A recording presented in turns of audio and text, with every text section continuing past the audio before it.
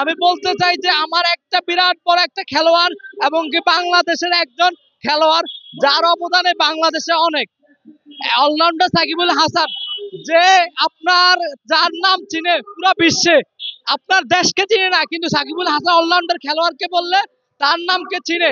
তো অবশ্যই আমি বলতে চাই যতক্ষণ পর্যন্ত সাকিবুল হাসান অলরাউন্ডার খেলোয়াড়কে এই দেশে খেলতে না দেবে ততক্ষণ পর্যন্ত আমি আন্দোলন করে যাব। আর আমার হাতে সিওল, এই কারণে সিওলটা বেঁধেছি যে আপনার এই উপদেষ্টা বড় বড় পদে বসেছে তারা আপনার হুমকি দামকি তার নামে মামলা হামলা দিতেছে। কারণ কি? তো আমি অতএব বলতে চাই যদি তার নামে মামলা দেয় ওইসব মামলা আমার কাছে দেওয়া হোক, আমি তার মামলা বহন করব, তবু তাকে বাংলাদেশের মাটিতে খেলতে দেওয়া হোক। তিনি বলেছেন যে বাংলাদেশের মাটিতে খেলবে, তো এটা আমার দাবি, সকল তার ফ্রেন্ড সার্কেলের দাবি। আর আরেকটা কথা বলতে চাই, যত তার ফ্রেন্ড সার্কেল আছে সবাই আমার সাথে অংশগ্রহণ করেন। আমি আপনার প্রেস ক্লাবের সামনে ততদিন পর্যন্ত এই কাজ চালিয়ে যাব যতদিন পর্যন্ত বাংলাদেশে তাকে খেলতে না দেবে।